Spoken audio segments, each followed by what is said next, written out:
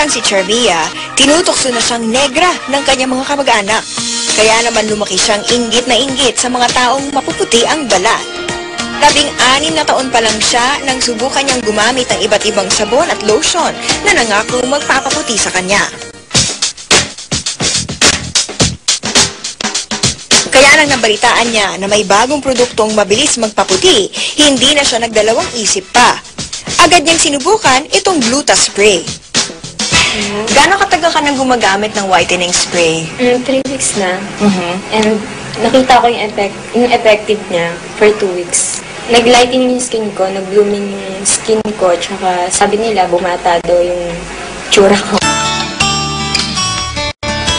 Sublingual o sa ilalim lang ng dila tinatapat ang spray. Yan, nilulunok mo? Hindi. After 20 seconds, pwede mo na siyang nilunok. Aabot sa 2,000 piso ang halaga ng isang bote ng Gluta Spray na kadalasang tumatagal ng 1 buwan. At kahit na 2 buwang buntis, tuloy pa rin sa paggamit ng Gluta Spray si Charmia. Napagtanungan ko na yung doctor ng company namin. And sinabi nga niya sa akin na effective siya, tsaka natural naman ang ng glutathione. Una itong naging gamot ng mga Amerikano sa sakit sa dugo, puso at atay. Nakatutulong din daw ito sa mga may cancer. Yung glutathione, nung ginagamit sa mga whites, sa European countries, sa Amerika, sa Canada, hindi nila napapansin na pumuputi sila kasi talaga maputi sila. Nung dinala ito, nung few years back sa Asian countries, nansin nila yung mga gumagamit ng glutathione pumuputi. At para mas epektibo ang pagpapaputi, iwasan daw uminom, manigarilyo, at magbabad sa araw. Humahad lang daw kasi ang mga ito sa bisa ng gamot. Parang number 1 Sa isang survey ng Sinovate, isang market research company, lumabas na 4 sa 10 Pinay ang nagsabing mas maganda kapag maputi ang isang babae. Yung whitening, ang pakiramdam ng gumagamit, higit na nakakaganda ng kanilang itsura. Lumabas din sa survey na mas gusto ng mga dalaga at pati may mga asawa na maputi sila para mas maging kaakit-akit sa mga kalalakihan. Mas madali rin daw pumili ng damit kung maputi ang iyong balat. Pero hindi lang daw mga babae ang gustong pumuti ngayon. Ayon pa rin sa survey, 9 sa 500 respondents na lalaki sa Metro Manila ang gumagamit ng whitening soaps at lotion. Isa na rito si Lucky Castillo na pangarap maging mestizo. Buo ang kanyang paniniwala na mas may dating kapag maputi ang isang lalaki.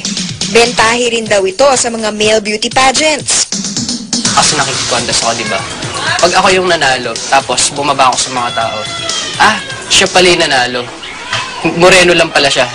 Ordinaryo lang yung kulay.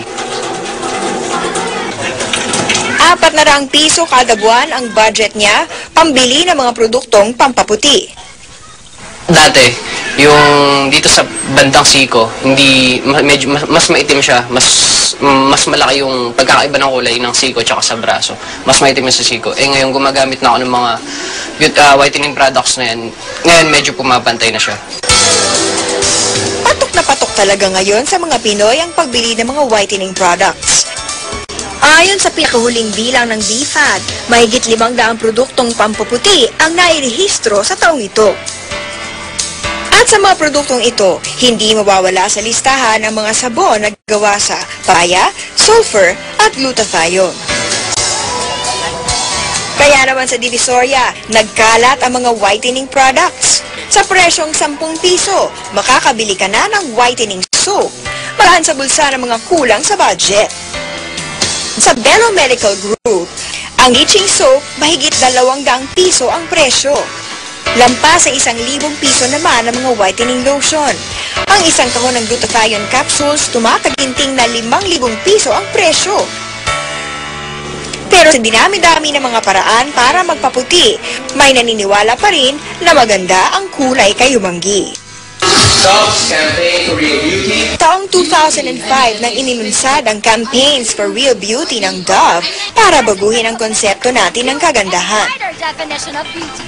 And so, yung Campaign for Real Beauty wanted to redefine what beauty is. And that's why, di ba, nagkaroon ng mga debate kung ano ba yung mas maganda, kung dazzling ba or dark, ganon. Kasi gusto namin i-challenge kung ano yung definition ng beauty today as media would portray it or even society. Para sa kanila, hindi dapat ikahiya ng mga Pinoy ang pagkakaroon ng kayumangging kulay. Foreigners think that Filipinas are one of the most beautiful women in the world. And I think we should celebrate it instead of parang not being proud of it. Ano man ang kulay natin, hindi ito dapat maging sukatan at basihan ng tunay na kagandahan. Dahil sabi nga nila, beauty is only skin deep.